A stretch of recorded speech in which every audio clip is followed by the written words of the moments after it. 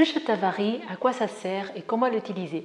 Je suis Rita de la chaîne Ayurnatur, la chaîne où je vous parle de Ayurveda et de naturopathie.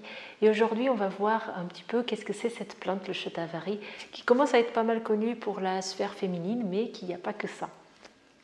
Donc, dans la nomenclature, on comprend que le shatavari est une plante qui est amère et doux et qui va avoir une action qui est très intéressante au niveau de tous les doshas, notamment pour Vata et pour Pitta, mais qui peut être un petit peu aggravante pour Kapha et dans le cas où Ama est déjà présent. Pourquoi? Parce que c'est une plante qui est très régénérante en fait, c'est un rasayana, donc ça fait partie des plantes qui vont nourrir le corps.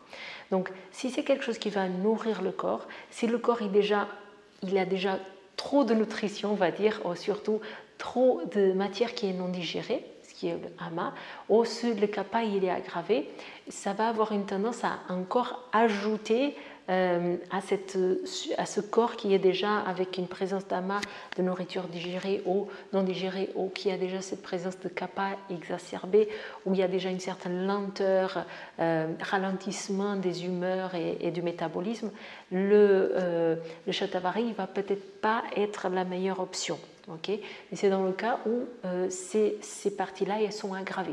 Sinon, c'est parfaitement une plante qu'on peut utiliser pour les trois types de constitution et qui va être donc un rasayana qui est particulièrement utilisé et intéressant pour la santé de la femme. Parce qu'il va, en fait pour la santé reproductive de façon générale, parce que voilà, il va permettre tout un tas de situations comme l'équilibre hormonal, la production de lait ou production de sperme dans le cas des hommes. Donc pour la femme qui a des problèmes prémenstruels par exemple, le shatavari c'est une plante qui va avoir la capacité d'aider à réguler ces hormones. Maintenant, le shatavari va le faire de façon générale, alors qu'on va avoir des plantes qui vont être avec une action plus spécifique sur l'estrogène ou sur la progestérone. Donc ça, je vous invite à voir avec un thérapeute. Le shatavari va avoir une action qui est globale. Puis, il va être intéressant pendant la grossesse, tout au long de la grossesse, parce qu'elle va nourrir la maman et le fœtus. Il va aussi être intéressant après l'accouchement et surtout pour la maman qui allaite, parce qu'il va aider à la production, donc il va déjà protéger les liquides du corps et il va aider à la production de certains liquides du corps, notamment la lactation. Donc c'est ce qu'on appelle le stanya en Ayurveda, en sanskrit. Donc il est vraiment très bon pour la production de ce stanya. Chez les hommes, donc pour la fertilité, elle va être intéressante pour les personnes qui, je ne l'ai pas fait dans l'ordre, mais pour les personnes qui veulent tomber enceintes.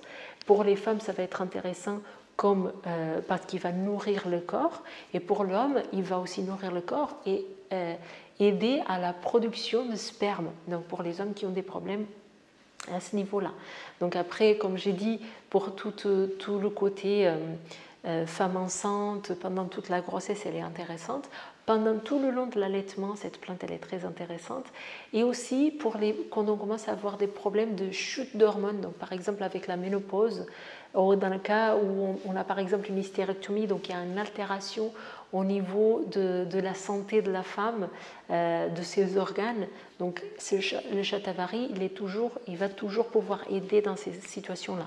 Et aider pourquoi? Parce que c'est un rasayana qui a vraiment cette spécificité de contrôler ces organes et les hormones qui sont féminines.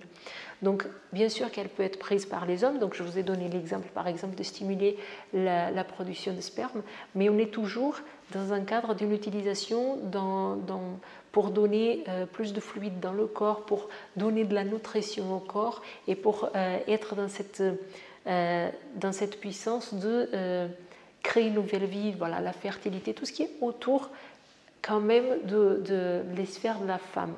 C'est pour ça que c'est considéré une plante pour la femme. C'est aussi vendu comme un aphrodisiaque. Elle n'est pas aphrodisiaque en soi dans le sens où elle ne va pas donner une envie plus puissante ni à l'homme ni à la femme pour faire l'amour, mais parce qu'elle nourrit tellement le corps, elle va avoir plus de capacité à augmenter la fertilité. Donc c'est pour ça qu'elle est utilisée, on utilise ce mot qui nous donne, qu'on a dans l'Occident, on a une compréhension de ce qui va être un stimulant sexuel qui est différente de ce qui est dans l'Ayurveda. Dans l'Ayurveda, en fait, c'est un traité de médecine, ce sont des traités de médecine, donc ce qui les intéresse dans quelque chose qui est aphrodisiaque, c'est plus le côté ça va permettre une bonne fertilité. Donc la compréhension, des fois, elle peut être un petit peu erronée quand on traduit des mots comme ça du sanskrit vers l'Occident, mais ce que cette plante, elle va faire, en tout cas, ce n'est pas donner une envie plus importante pour faire l'amour, mais c'est vraiment donner de l'énergie au corps pour préparer le corps à avoir un bébé, par exemple, ou à maintenir ce bébé, ou après à maintenir l'allaitement, ou à rééquilibrer les taux hormonaux dans un cas de ménopause, etc. Voilà pour mon explication du Shatavari. Donc je suis en train de le prendre moi-même maintenant parce que j'allaite ma petite bébé. Si vous avez des questions, n'hésitez pas à les mettre dans les commentaires. Et je vous dis à très bientôt lors de la prochaine vidéo. Merci.